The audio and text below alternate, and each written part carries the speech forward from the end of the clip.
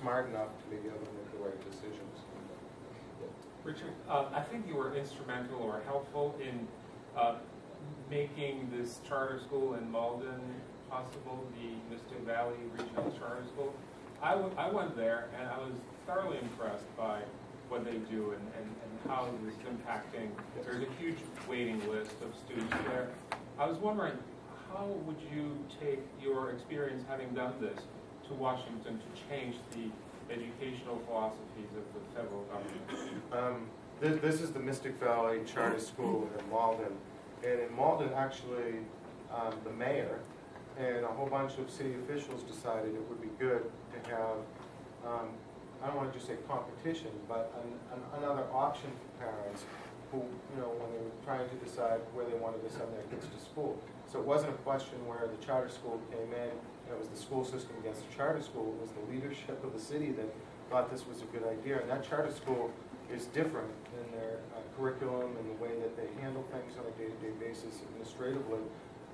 In that, so much so that they've been rated as one of the top schools in the country when we have all these MCAS tests. And I just think that in a place like Washington, D.C., I don't know how many people saw that movie, Waiting for Superman.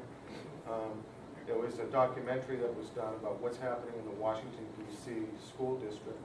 Parents there don't have a choice, in a lot of cases. And, they have to put their kids in a neighborhood school and pretty much doom them as far as, their ability to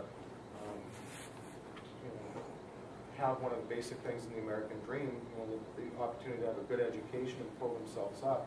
And I just think that in a place where a school system is clearly failing, parents should be given as many different opportunities as possible to put their kids in the best educational program and give their kids the best start. But I read there was one charter school in Washington, D.C. that was working. Oh yeah, there's some. About, and the government wants to shut it down.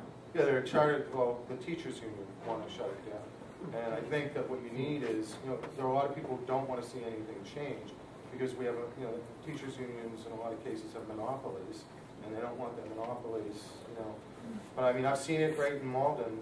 Like you said, they're considered one of the best schools, not even charter schools in the country.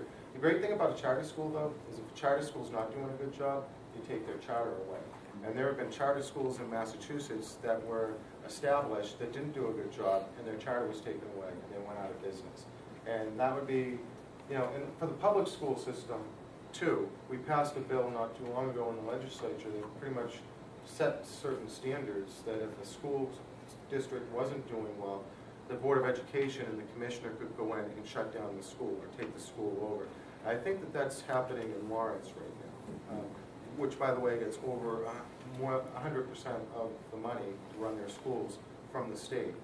And it's about time the state stepped in and did something to help those kids, and really took, the commissioner of education here, Chester, I don't remember, but he's pretty good. He's, I've been out of the state government for a little while, but he's been pretty good and done a good job as far as being on top of this. More impressive.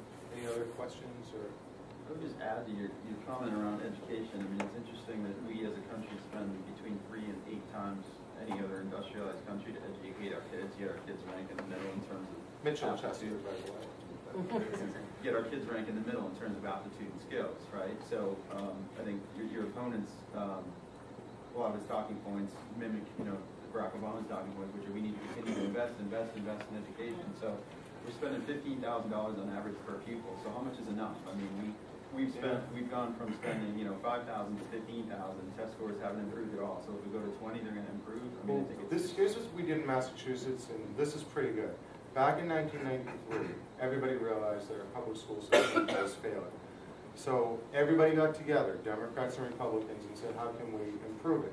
And we passed an education reform bill back then. And the things that we put in place right now, at this point, kids who are graduating from public school in Massachusetts are #1 in the country on all the nationalized tests, in English and in mathematics. We still have a lot of work to do, particularly in the urban areas. But what we ended up doing was, #1, before you could graduate, the only thing you needed to graduate in Massachusetts was you needed 4 years of phys ed in 1 year of American history. That was the requirement to graduate from high school. So what we ended up doing is we put standards in place, and we put this MCAS test in place, which is pretty good. And we, and what we want, and it isn't even perfect. I mean, what we basically said was we want every kid to be, when they graduate, to be able to read and write at a 10th grade level. So you have to pass that test. It starts in the 10th grade, and if you can't pass it in the 10th grade, you have 2 extra years to do it. And I remember community college presidents. I was on the education committee in the legislature. I remember education, college presidents and community college presidents would come in, they'd testify and they'd say, we spend the first 2 years of every kid who comes into our college doing remedial work because they're coming here and they don't know how to read or write. They don't have basic skills that you need. And I mentioned a while ago what you need for manufacturing right now. It isn't standing on an assembly line. You have to, know. You almost have to be an engineer to be working in manufacturing. You need an extra skill set. So that was one of the things we did. We implemented this MCAS test so we could measure. And we could say, well, how's Wakefield doing versus Reading? How is this school doing? How's this individual student doing? The second thing we did, and it was very difficult to do, is we implemented a teacher competency test and said, you know what, if we're going to have English teachers teaching English, they need to be proficient in English. The first year that the test was put into place, 50% of the people who were going into the teaching profession failed the test. Okay, and which is, years ago, you got the very best people going into the teaching profession. We went through a little period a while ago where you didn't get the very best. You weren't getting the top of the class. And those are the people that are going to be teaching the kids every day. So that teacher testing is in place right now, and I think it's done a lot of good things. I wrote a section of the bill to provide an alternative certification process.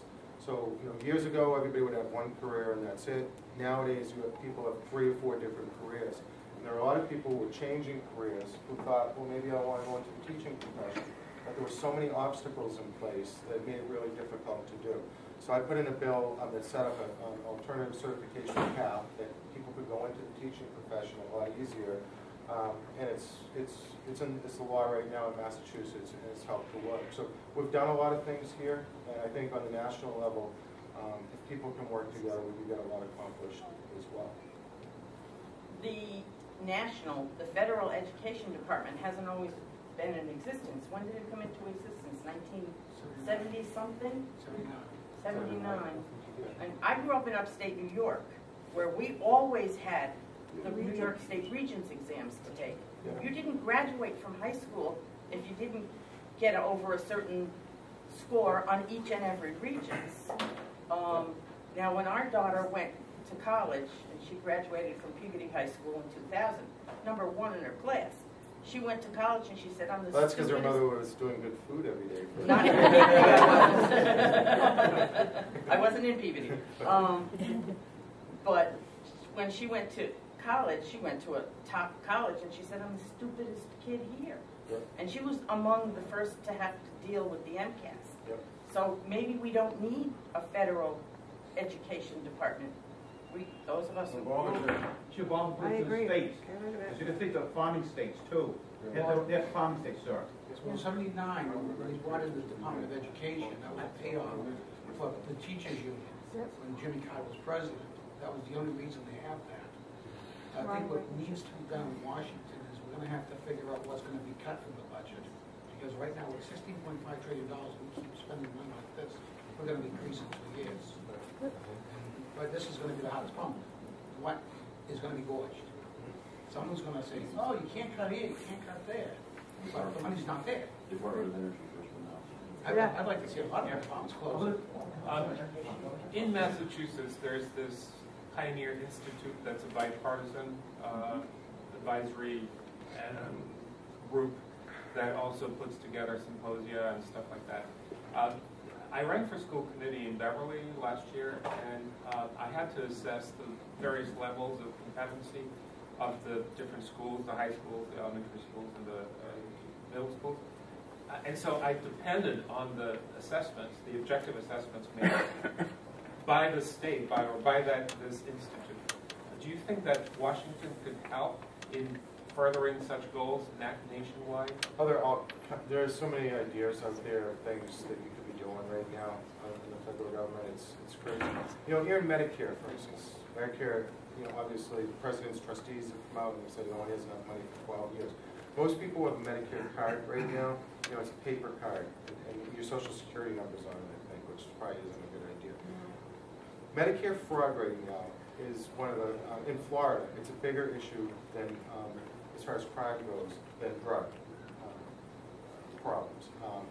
You probably hear about it every now and again. There'll be a report about a strip mall with a whole boarded up building, and there was supposedly a doctor there that was treating 400 people a day, you know, and tens of millions of dollars. It's been estimated that anywhere between $60 and $90 billion of Medicare spending is just fraudulent every year. But the systems that they have set up is that the fraud gets committed and then they have to chase down the fraud. There's no, you know, there's no way that they're doing a good job.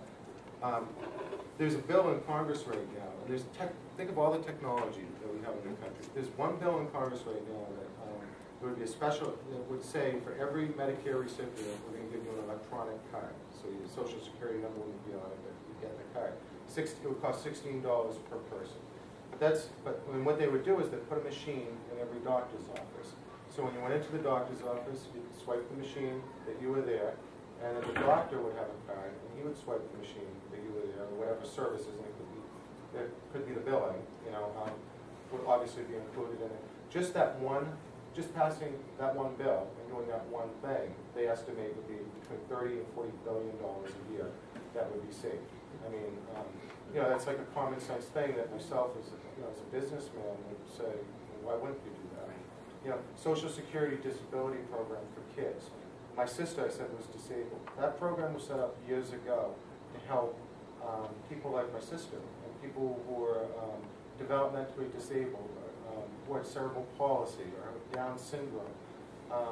That's what everybody would want that program. Years ago, a few years back, they changed the definition of what disability meant. So now if you have a kid can have attention deficit disorder and be considered disabled and be able to go on Social Security disability and receive benefits.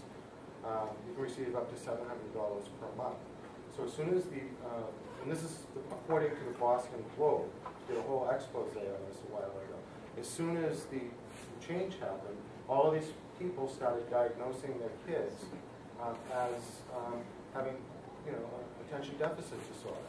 And they're doing it not because their kids really have a disability, but because it's a way to bring additional income into the household. And lo and behold, that program has doubled in cost since that change was made.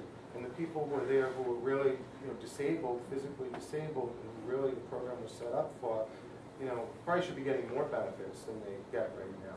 But that's just another example. If you look through the whole federal government, every single program that's run is not run in an efficient way, that people's tax dollars, you know, are being used properly. And I do think that you can go through the whole government and, you know, and look at all this duplication and waste and abuse, and just have, you know, somebody has the right mindset to not hurt people, you know, and be able to provide better services to people. Every time there was a fiscal crisis in the state, we would have to look at every single program and figure out a way to run the program better for either the same amount of money or less. Democrats and Republicans did that, and that's how that's how you make things, you know, that's how you stay solvent, but it's also how you improve programs for people where the rubber actually meets the road.